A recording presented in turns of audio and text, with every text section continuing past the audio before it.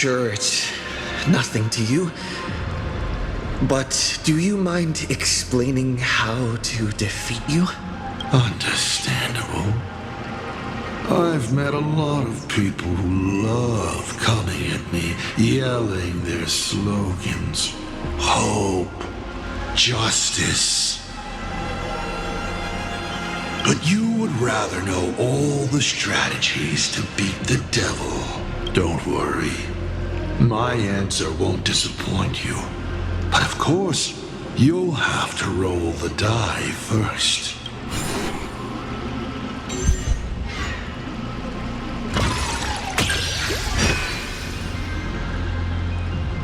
The way to defeat me is right in front of you. Inside you, in fact. It's the Stellaron. All this time, you've been traveling in a limited and ridiculous human form. You're trapped within a lie called the Trailblaze, dreaming you are a courageous human. You can't defeat me in this state. But if you do what you did against Full Wish, open it to this world, to those cowards trembling in the ruins, to the audience waiting for a hero to save them, the surge of wish power will fully awaken it. And in that moment, you can easily seize your victory. 7 questions left.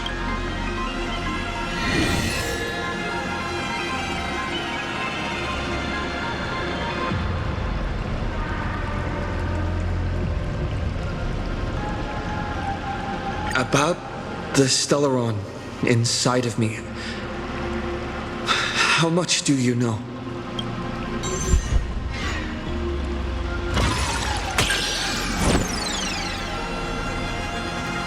What a pity that we should live with failure for most of our lives. The Stellaron is a gift. An unparalleled gift from the eons. It gives you power, guides you, and makes you unique. It's as simple as that. You may ask 6 more questions.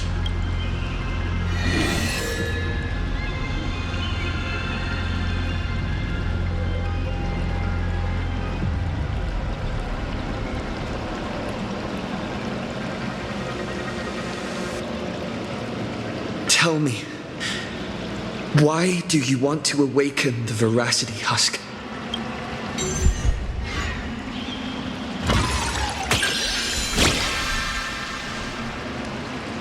Lucky you. I awaken the Veracity to devour, of course. Even if it's just a fragment sealed in a Hotopia, a husk. The hunger concealed in it will be enough to dim the stars. I don't care who wins this chess game. What I care about is the moment the winner excitedly reaches out a hand to take their trophy, and a star comes alive, opens its abyssal maw, and swallows the chess pieces, players, and the chessboard itself, all to remain in nihility for all eternity. What a sight!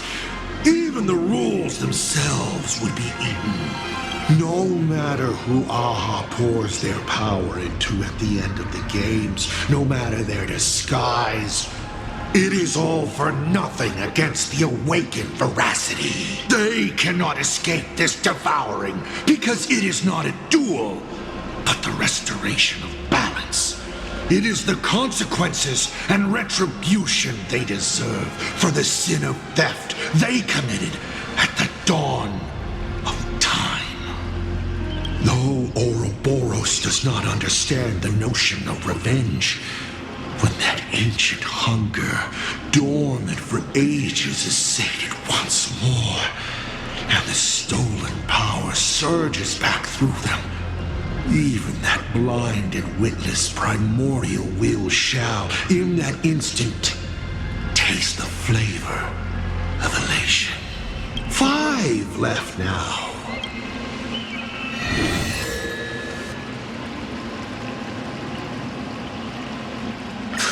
since you're open to answering anything, let's talk about the Lord Ravager's weaknesses. The Lord Ravager's weaknesses?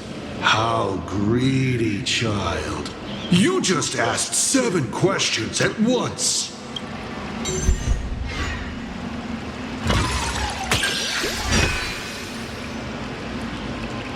But then again, who could pass up the chance to gossip about colleagues? Whose weakness do you want to know? But I only answer one question at a time.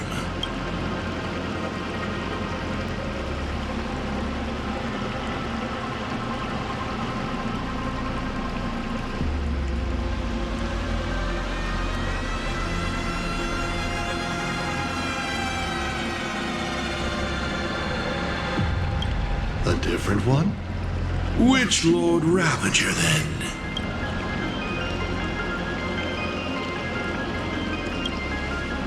Me? My weakness also happens to be my strength. I've never been able to resist planting several seeds on a whim and watching them take root in unexpected ways, and finally bear fruit I never expected. So, satisfied? 4 questions left. Keep going.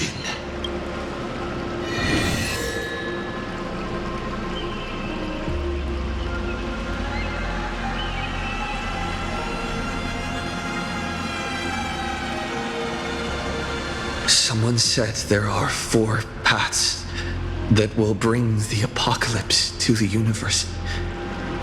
Destruction, harmony, and nihility. What is the last remaining path? Your questions would leave even Noose completely stumped. But I will answer them, even though I can only offer my humble opinion. Up to you if you believe me or not. Now, roll the die.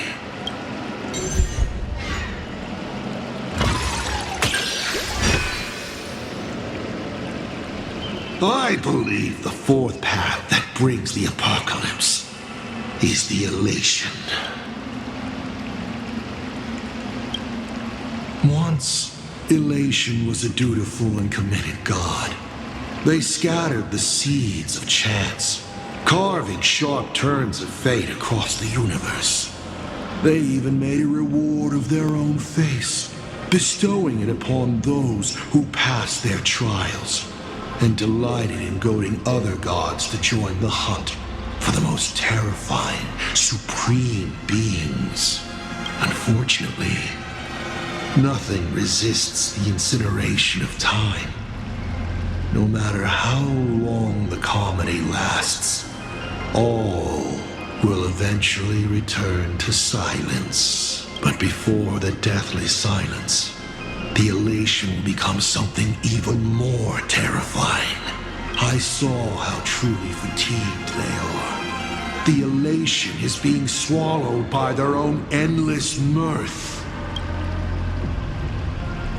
They will slide towards an even more terrifying extreme. Not to stop elation, but to drag all things into an eternal, meaningless, and unreasonable farce of chaos. And that will cease to be comedy and become a universe-wide contamination.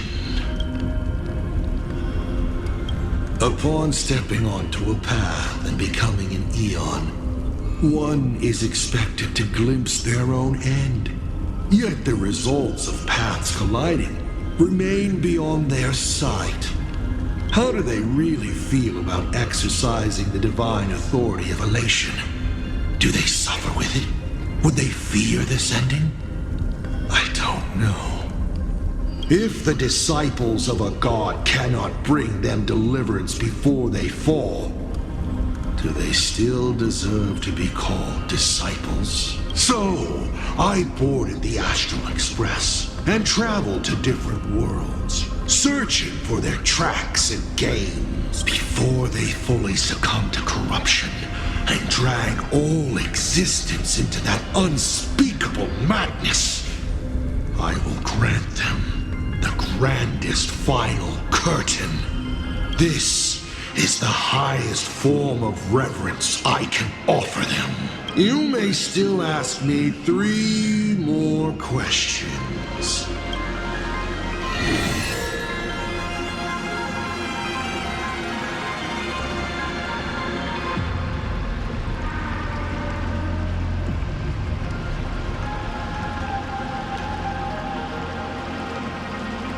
I once met my other self in Amphorius. Who was that? Oh, this is a most interesting discovery. Might you also possess the gift of grasping possibility? Unfortunately, even I do not know the answer to that question. It's beyond what I can see and understand at present. To make amends, this question won't count against you. You may still ask me 3 more questions.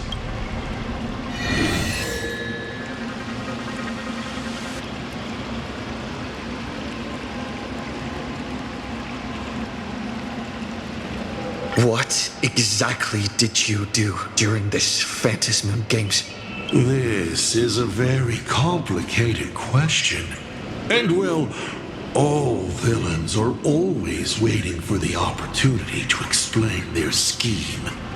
But if I had to start from the beginning, I'm afraid you wouldn't have the patience to listen to the end. Why don't you ask about something you're interested in? Come on, roll the die. We'll see how many secrets your roll will earn you.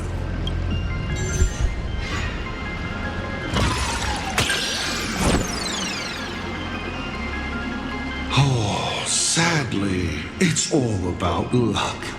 If there is a winner, there needs to be a loser.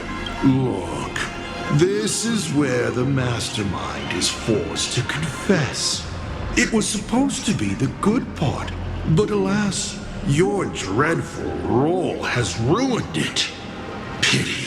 Looks like your curiosity will have to stay in the realm of speculation. In detective novels, the murderer always says the line, "Yes, it was me." Standing in a world falling apart like this, there's something so satisfying about delivering a killer's confession so gleefully. Only 2 questions left.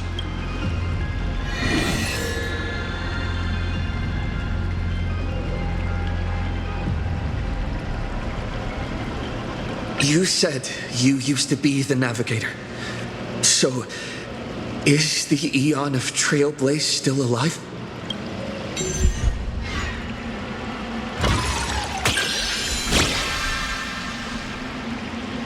Hey!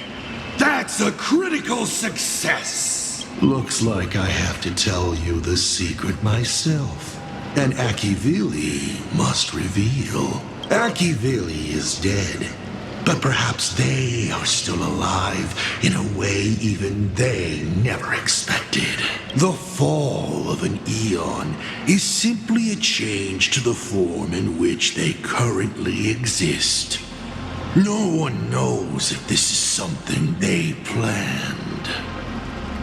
According to Nameless who have met Akivili, they frequently mention the origin and end, the tree of existence, and what lies beyond the paths. After all, bound within finite space and time, there is only one place the Eon of the Trailblaze longs to reach, beyond the universe. And so, I witnessed the fall of an Eon.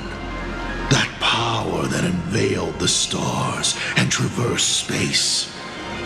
In the end, it left nothing but an inconsequential point of light at the edge of existence. Final question.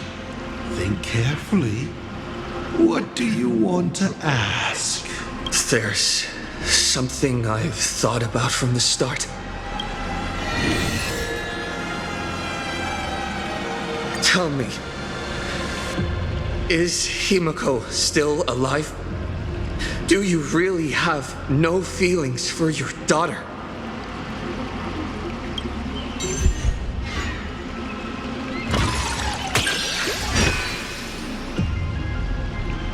Hearing that question is a relief.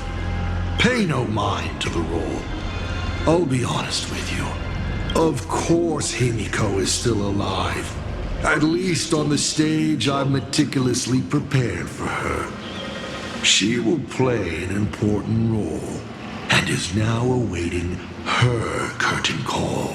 Life is like this. One chance journey after another. One whim after another. Playing someone's father, becoming someone's friend, and at times, someone's lover. Then, by a twist of fate, I let a girl with no future begin to dream of the stars and of lands yet to be reached. I have never understood why the seeds I planted by chance would always take root in unexpected ways. I never expected them to bear fruit, such as Graphia or Himiko. It feels like a curse. Like fate's cruelest mockery of me. Just like that night 15 years ago. I had the chance to crush the Express again, but I hesitated.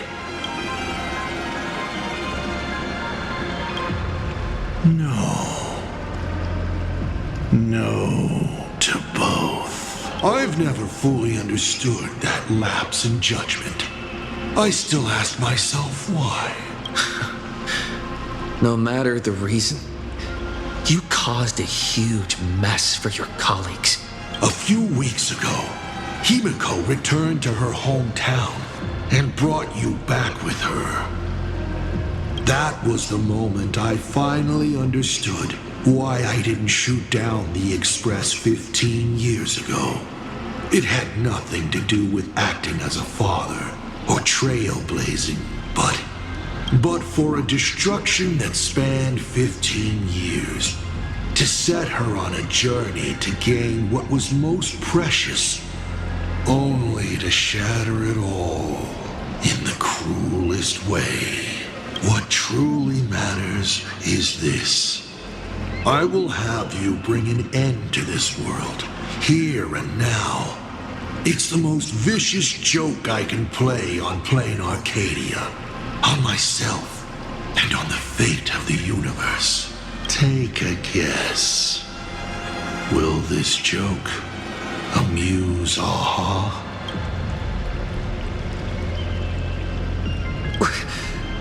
You want to use my Stellaron? The worlds the Astral Express deals with. How could they be without a Stellaron? Boom!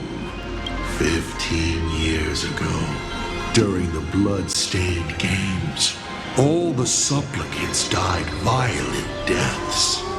Then, the husk ran out of wish power and grew agitated, craving a blood sacrifice. 15 years later, a hero from the Express shone brightly throughout the games. His Stellaron overflowing with wish power. The perfect sacrificial piece. All right. Now that I've answered the 8 questions, I now need to... Kids these days. Show some respect and put your phone away when your elder is talking. Huh?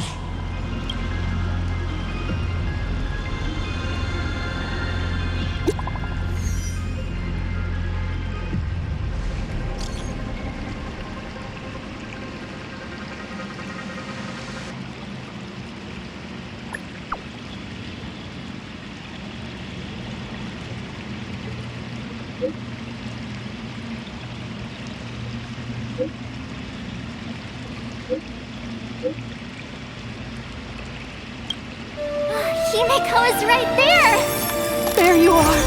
I see all of you.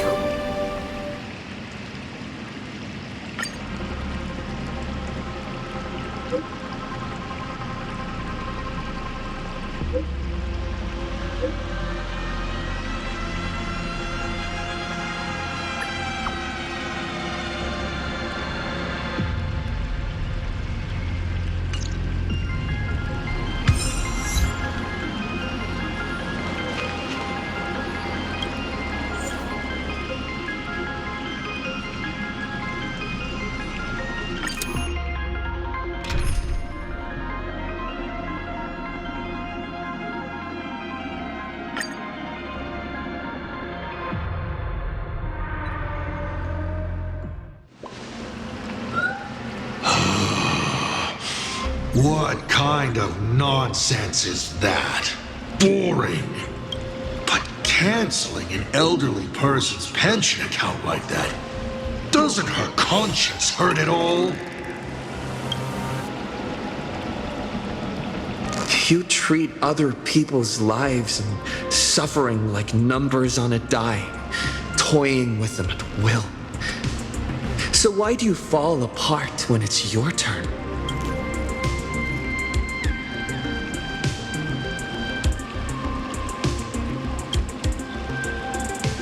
Your curiosity is commendable, but you've already used up all your questions, so I won't be answering anything you ask. Doesn't matter. We've stalled long enough as it is. You don't need to answer the following question. I just want to know. If I swing at that thing you have for a head, would it break?